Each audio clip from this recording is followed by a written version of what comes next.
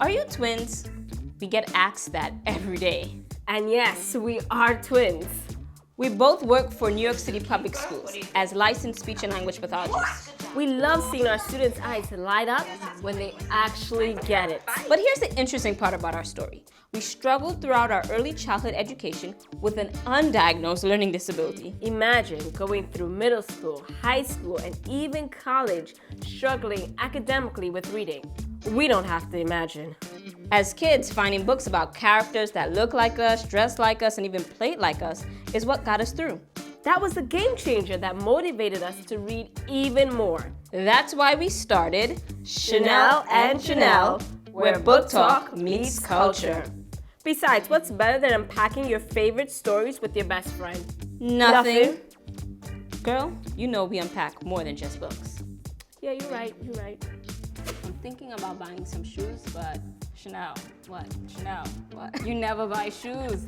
This girl doesn't buy shoes. You don't buy shoes ever. I know, but I'm thinking, that's what I'm telling you, I'm thinking about buying some shoes.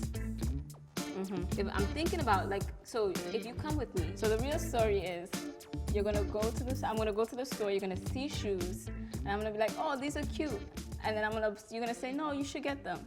No, you should. I mean, and then you say, oh, this is what, I'm telling you, this is what always happens. You say, you should get them. And I'm like, okay, I'll get them. And then there'll be another pair of shoes. Be like, you should get those. I'm like, yeah, that's true, let me get these. I always walk out with like 3 shoes and you find like one and be like, okay, I like these are cute, your shoes are so nice. Yeah. I found these. And but then you know what you do? What? You wear my shoes. And then you forget that I bought them. And you're like, no, these are my shoes, I bought these. I was like, I never bought these shoes. I borrowed them. I have all the summer sandals I have, I bought them. And you swear, you're like, no, I bought these. I'm telling you, I bought these. I was like, you never bought them. You for real? I think 100%. Even boots. I was like, she did not buy those boots. I know I didn't buy the boots, but I'm like, why does it make sense for us to have like 3 pairs of black boots? But you just borrow yours. You just Can you imagine not being able to try your shoes on?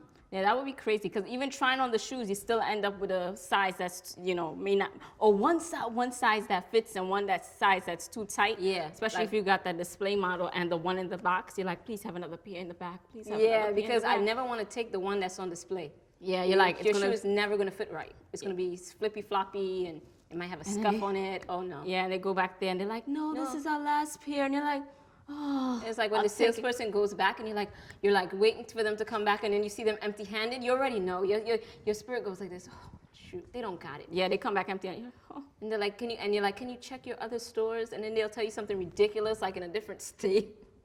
Like put in an order. Put in an order, and you'll get it in 3 months. Like, okay. I don't have time for that.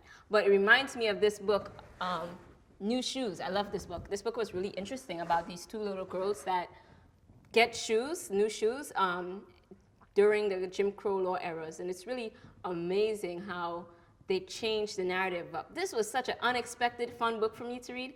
I really enjoyed how it started off as wearing shoes and then it turned into something I didn't even expect. Yeah. So even during that time, they weren't allowed to try on the shoes, which is crazy because I don't see myself buying shoes. Like, I know people shop online, but you can always like return it. They didn't have that option. Like, I can't imagine going into a store, seeing the shoe, but not being able to put the shoe on. Like, that's crazy, because we already know, like, shoes, you could be a 6 in one size, a 6.5 in another, a 7. It depends on the cut of the shoe, yeah.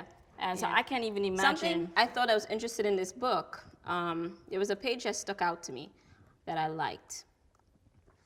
It was so the mom has to trace her foot because she's not allowed, she goes to the shoe store and she's not allowed to try on the shoes, so she has to trace her feet on brown paper bags or something.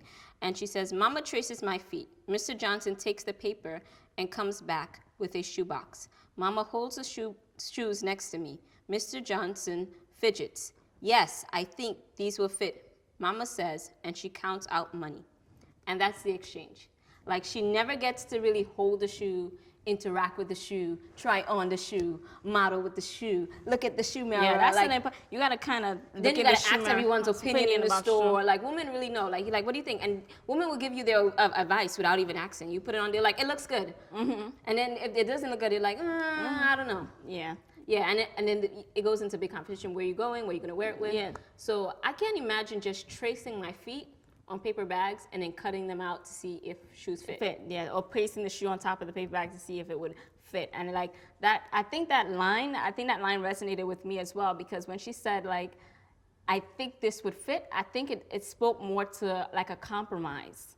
Like it not really being exactly what you want, not being exactly what you would try on, not being able to feel out it, but compromising like, yeah, I think that would fit. We'll have to just do because that's what we have to accept. And I feel like that's where this story, it could have gone that way, right? Where it's like, oh, we accept that, but they change it.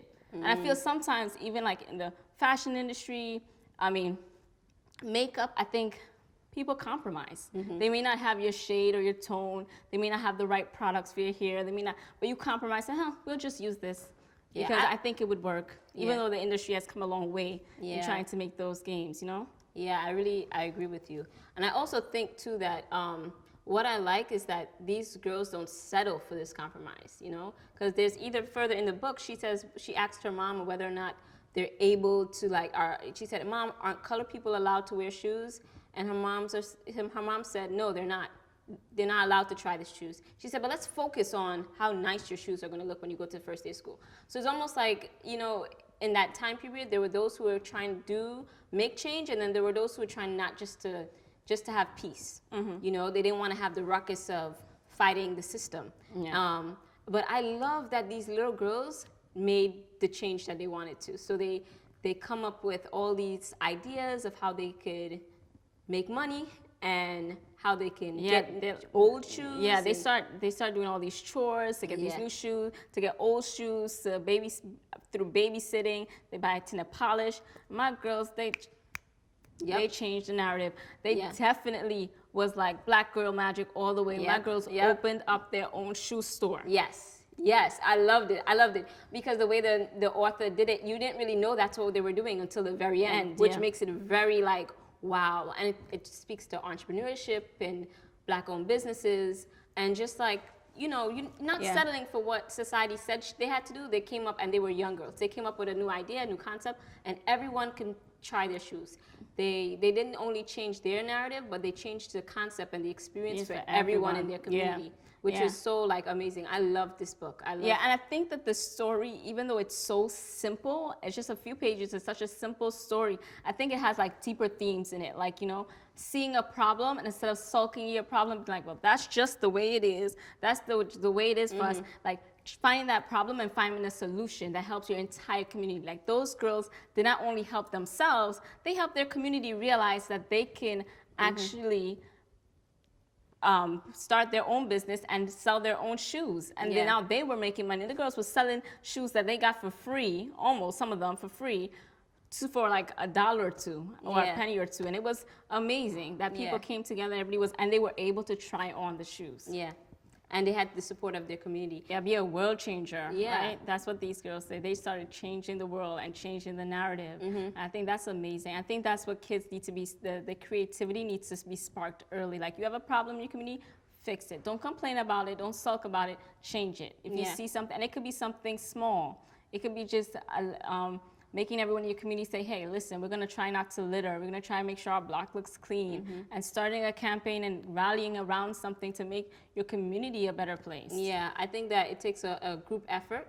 And I think that having the support of community can take you a very long way in like figuring out how to solve these problems. And what also really resonated with me in this book, because it was in the Jim Crow law era, that it didn't focus only on Jim Crow laws. Like I know it was a part of the book, but oftentimes when you have books like with such heavy topics, they focus so much on the negative of like, and they couldn't do this and they couldn't do this. That, And I like how the author just took it away from that, and it highlights, what it highlighted for me was the beauty of how the girls kind of changed the narrative. This book didn't end with them being enslaved or them talking about slavery to the end. It ended with them saying, hey, we started a business, and like they're moving forward, they're doing their own thing. Beautiful book. Yeah. I just love the two little girls in the book. I think it just reminds me so much of just two little girls. I think it reminded me of us. I think that's why I picked up the book, because I just like the two girls. We judge the book by and the their cover. pigtails, and I'm looking like, we like our shoes, and we always go shoe shopping together. And even though you say you always buy the shoes, I always buy the shoes. I feel like I have purchased my fair share of shoes, and I want to keep track because